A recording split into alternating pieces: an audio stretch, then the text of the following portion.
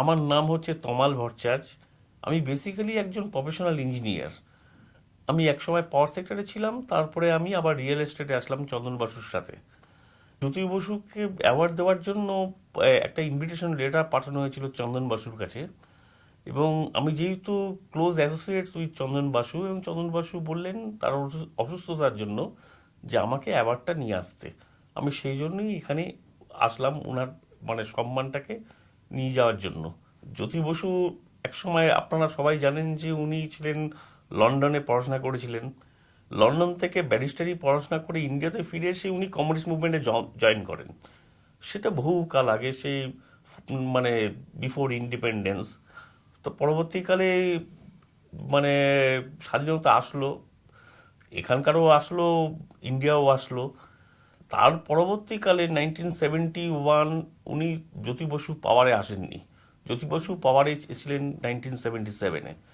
কিন্তু তার সময়ও উনি বাংলাদেশের মুক্তিযুদ্ধতে এত অনুপ্রাণিত ছিলেন, উনি বলেছিলেন যে এই মুক্তিযুদ্ধ হার মানে আমারও হার।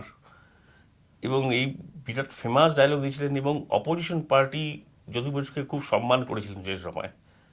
এবং পুরোপুরিভাবে উনি তার পার্টির যারা মেম্বার সবাইকে নিয়ে ঝাঁপিয়ে পড়েছিলেন মুক্তিযুদ্ধের সঙ্গে।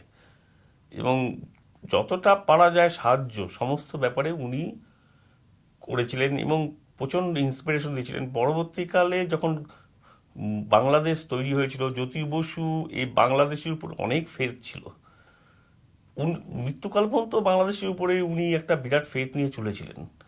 এবং তার মধ্যে একটা বলতে হয়, জ্যোতি বসুর বাড়ি ছিল বাংলাদেশে বিক্রমপুরে। এবং পরবর্তীকালে এই বছরখানেক হলো একটা চিঠি এসেছিল আমাদের বাংলাদেশ ফরেন মিনিস্টার থেকে চন্দন বসুর কাছে। এবং যেই চিঠিটা আসলো, আমি চন্দন বসু সঙ্গে সঙ্গে বললো এই বাড়িটাকে ওনারা যে পারপাসে দিচ্ছে আমরা দিয়ে দেবো। এবং সঙ্গে সঙ্গে চন্দন বসু একটা চিঠি পাঠানো হলো যে এটাকে আপনারা মিউজিয়াম করতে চাইছেন, এটা আমি গর্বিত। এবং সেই সময় ইনভিটেশন এসেছিল, উনি অসুস্থতার কারণে আসতে পারেননি চন্দন বাসু। এবং তারপরে যখন এই অ্যাওয়ার্ডের সময় আমাকে বলা হলো যে আপনি অ্যাওয়ার্ডটা নিয়ে আসুন। জ্যোতি বসু মানে কমিউনিস্ট মুভমেন্টে একটা সমুদ্র বলা যায়। ওনাকে মানে কোনো জায়গা থেকে মাপা যায় না।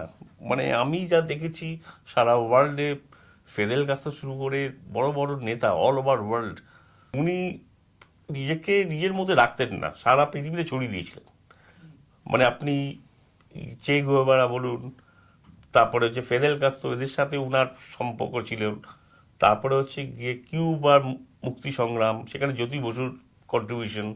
মানে ইন্টারন্যাশনাল কমিউনিজমে জ্যোতি বসুর অবদান বিরাট। উনি মানে একটা সমুদ্র, ওনাকে মাপা যায় না। মানে নিজের অ্যাক্টিভিটি এত ছিল, উনি কোনো পাওয়ারে নেই, কিন্তু যা পারার উনি করে গেছিলেন সেখানে। পাওয়ারে তো উনি 1977-এ আসলেন, পাইনি, কোনো কান্ট্রিতে পাইনি। আমার তো দারুণ লেগেছে।